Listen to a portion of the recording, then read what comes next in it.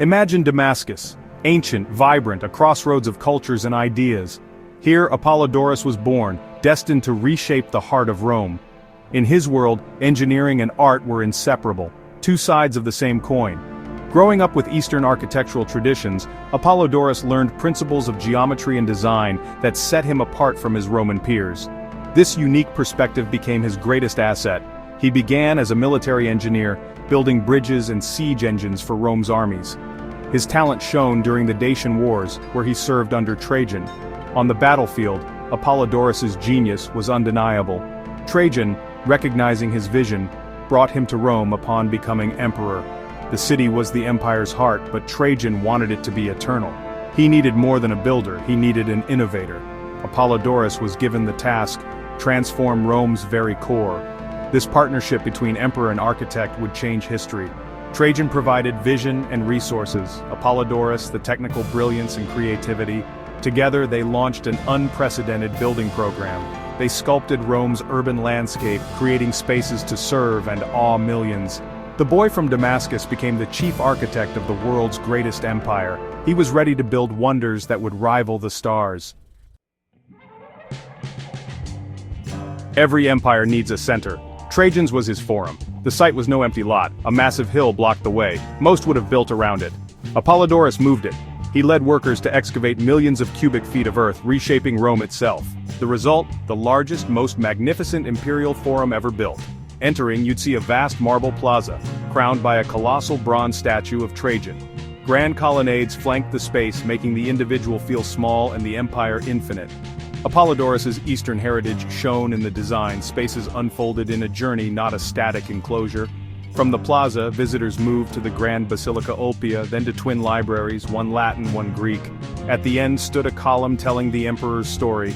This processional design was inspired by Hellenistic and Near Eastern architecture. The forum became Rome's civic, legal, and commercial heart. Laws were made, justice dispensed, business conducted here. By carving out a hill, Apollodorus created a new center of gravity for Rome. He didn't just build a forum, he made a symbol of imperial majesty. It was a universe of order and grandeur, crafted by a cosmic thinker. On the newly carved slope of the Quirinal Hill, Apollodorus built the Markets of Trajan, a marvel of practicality and design. Think of it as the world's first shopping mall, multi-level, bustling, and integrated into the city's fabric. Instead of a simple retaining wall, Apollodorus built into the slope, creating terraces that let in light and air. The centerpiece was the Great Hall, a barrel-vaulted space lined with shops on 2 levels. Over 150 shops and offices filled the complex, serving both merchants and administrators. The ground floor bustled with vendors, upper levels housed officials and grain distributors. The markets centralized commerce and bureaucracy, making urban life more efficient. Apollodorus's use of brick-faced concrete allowed for soaring spaces without endless columns. He blended monumental architecture with everyday utility. The markets symbolized Rome's prosperity and commitment to its people.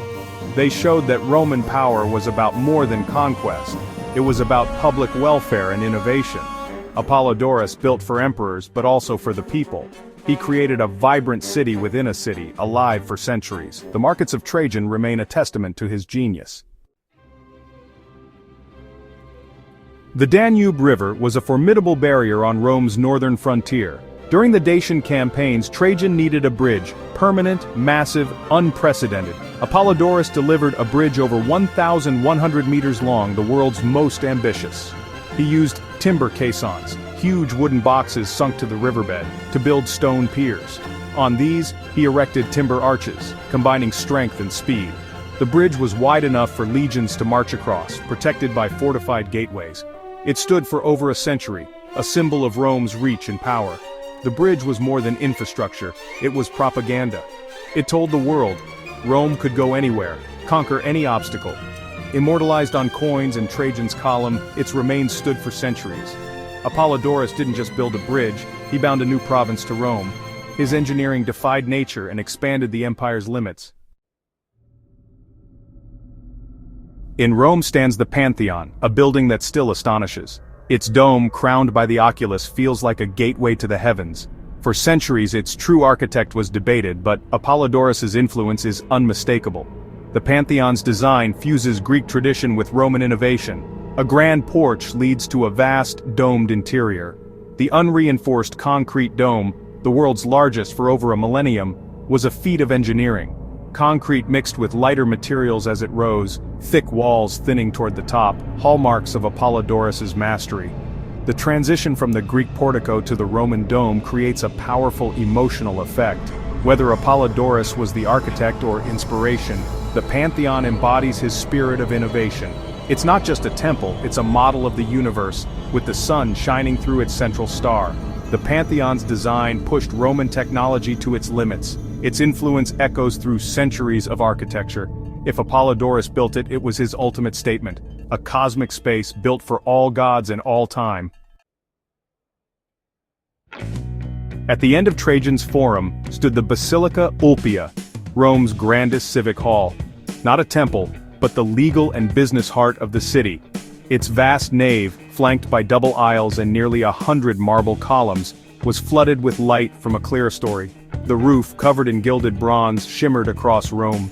The main entrance faced the plaza, offering a breathtaking view of the hall's width. Semicircular apses at each end housed magistrates and amplified their authority. The basilica's design became the model for Christian churches and medieval cathedrals. Only fragments remain, but its influence endures. Apollodoris created not just beauty, but spaces that shaped how people gathered for centuries. The Basilica Ulpia was a masterpiece of function and form.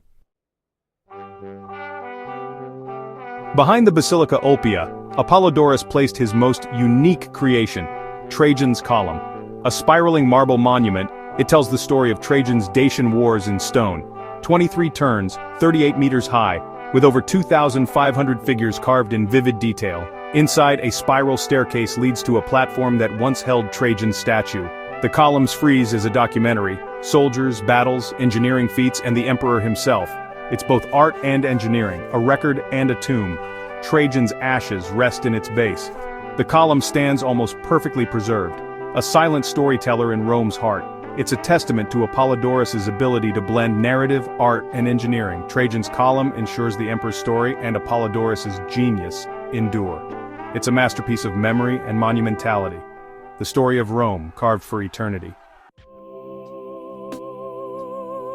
After Trajan's death, Hadrian became emperor, a ruler who fancied himself an architect.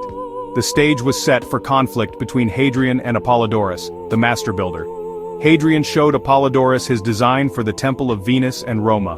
Apollodorus, honest and direct, critiqued its flaws. Statues would hit the ceiling. The platform was too low. Hadrian, insulted, could not forgive the criticism. Professional jealousy turned to rivalry. Apollodorus was banished from Rome, his career ended by imperial ego. According to ancient sources, Hadrian later had him executed for his defiance. Whether legend or fact, the story captures a tragic truth. Genius and power often clash. The architect who shaped Rome was cast out by the emperor he dared to correct. The star from Damascus was extinguished by pride. The golden age of Roman building ended in silence. Apollodorus's fate is a warning. Visionaries walk a perilous path. Apollodorus's legacy is etched into Rome's very stones. He fused Greek aesthetics, Eastern grandeur, and Roman engineering into a new architectural language.